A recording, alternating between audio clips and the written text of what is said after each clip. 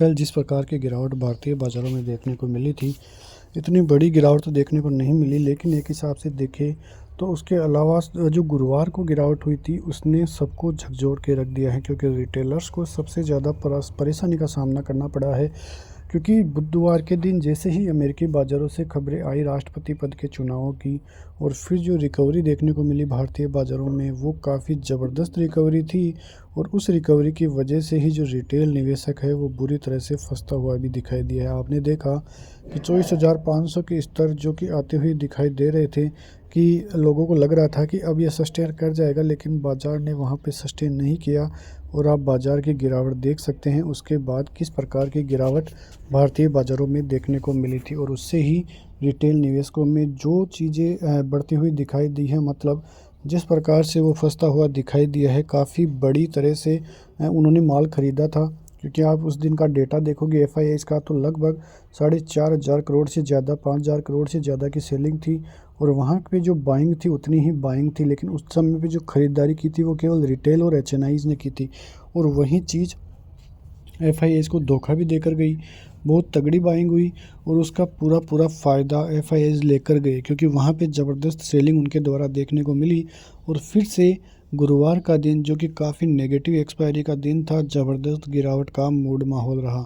तो कुल मिला के देखें तो ये नेगेटिविटी जो आती हुई दिखाई दे रही है, एफआईआईज़ उसके पीछे सबसे बड़ा रीज़न लेकर चल रहे हैं।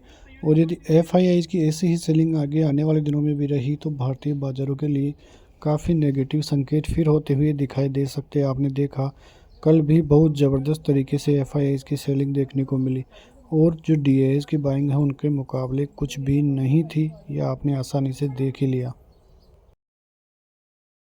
तो यही सबसे बड़ा रीज़न था कि एफआईआईज़ भारतीय बाज़ारों में सेलिंग करते हुए नज़र आ रहे हैं।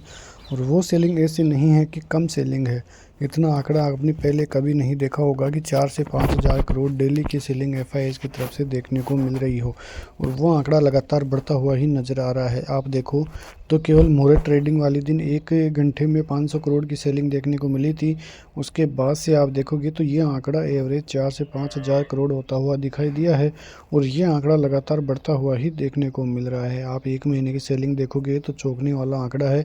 करीब 1,30,000 करोड़ की सेलिंग पिछले 1 महीने से भारतीय बाज़ारों में देखने को मिल रही है, और ये सेलिंग लगातार बढ़ते हुए ही नज़र आ रही है। अक्टूबर के महीने में बहुत हालत ख़राब देखने को मिली, अब नवंबर चल चुका है और नवंबर के महीने में भी लगातार सेलिंग ही भारतीय बाज़ारों में देखने को मिल रही है।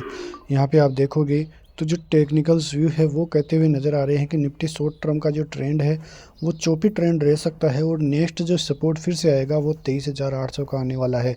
ये तो आपको ही पता है कि 23,800 का जो सपोर्ट है काफ़ी इंपॉर्टेंट सपोर्ट है। यदि वो सपोर्ट भी टूटता है तो वो भारतीय बाज़ारों के लिए काफ़ी नेगेटिव साबित होगा, और वो भारतीय बाज़ारों को फिर से 23,500 या 23,200 तक धकेलता हुआ नज़र आएगा। तो ये जो सपोर्ट लेवल है काफ़ी अहम सपोर्ट लेवल है। अमेरिकी बाज़ारों की तरफ से बात करें तो रेट जो फेड है उसकी तरफ से 25 बेसिस पॉइंट के रेट कट हो चुकी है। इसके बाद जो जेरोम पोवेल का जो स्पीच थी वो भी काफ़ी इंपॉर्टेंट स्पीच थी। उन्होंने साफ संकेत दी कि आगे भी जो है रेट कट के संकेत मिलते हुए दिखाई दे सकते हैं, और यदि आगे भी ऐसे ही रेट कट आती है तो फिर अमेरिकी बाज़ारों के लिए वो वहाँ से पॉजिटिव खबरें होती हुई दिखाई देगी। क्योंकि 2 टर्म में जो 2 बार पिछली 2 मीटिंग्स है वहाँ पे लगातार रेट कट देखने को मिली है। पहले रेट कट 50 बेसिस पॉइंट की देखने को मिली, उसके बाद जो है 25 बेसिस पॉइंट की दर से रेट कट होती हुई दिखाई दी है।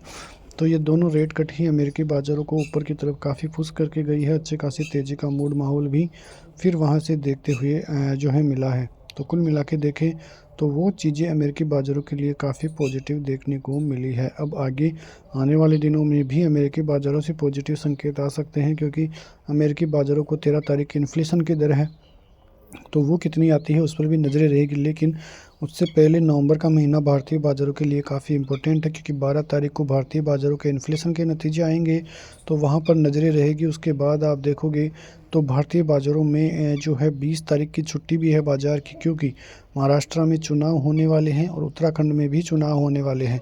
तो वो वहाँ पर आपको नज़रें रखनी है, क्योंकि यदि वहाँ से संकेत पॉजिटिव आते हैं तो फिर अच्छी खासी चीज़ें भारतीय बाज़ारों के लिए बनेगी, जो भारतीय बाज़ारों को ऊपरी लेवलों तक लेकर जा सकती है, मतलब फिर सपोर्ट का काम भारतीय बाज़ार करते हुए दिखाई दे सकती है। तो ये महीना काफ़ी इम्पोर्टेंट रहने वाला है, काफ़ी इम्पोर्टेंट जो है चीज़ें भारतीय बाज़ारों की तरफ से आती हुई दिखाई देगी। तो ये वहाँ पे आपके लिए नज़रें ज़रूर रखनी हैं। तो कुल मिला के देखें तो भारतीय बाज़ारों के जो संकेत है वो पॉजिटिव ही आते हुए दिखाई दे रहे हैं।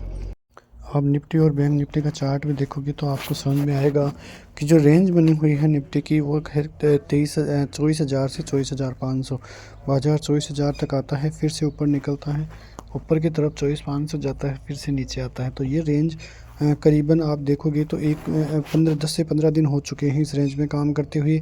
और यदि ये रेंज ऊपर या नीचे जिधर भी टूटती है तो आपको देखने को मिलेगा कि बाज़ार में एक तेज़ी या बड़ी मंदी, ये दोनों में से कुछ भी आता हुआ दिखाई दे सकता है। उधर बैंक निफ्टी को आप देखोगे तो ऊपर की तरफ 52,600 और नीचे 51,000, ये दो लेवल्स ऐसे हैं जहां पर ऊपर नीचे बाजार एक कंसोलिडेशन में ही देखने को मिल रहा है। तो इस रेंज में आप भी कामकाज कर सकते हो, क्योंकि ये रेंज जब टूटेगी तब एक बड़ी गिरावट या बड़ी तेज़ी आपको देखने को मिल सकती है। तो बैंक निफ्टी थोड़ा स्ट्रॉन्ग लग रहा था, लेकिन पिछले 2 सेशन में बैंक निफ्टी को भी देखोगे तो फिर से निचले स्तरों तक आता हुआ दिखाई दिया है। तो यदि ऐसे ही बाजार रहा तो आपको नीचे के सपोर्ट जोन फिर से आगे टूटते हुए दिखाई देंगे, जो भारतीय बाज़ारों के लिए काफ़ी दिक्कत खड़ी कर सकते हैं। तो ऐसी ही खबरें भारतीय बाज़ारों के लिए आने वाले दिनों में भी रहेगी, और आने वाला महीना काफ़ी इम्पोर्टेंट महीना रहता हुआ आपके लिए दिखाई देगा।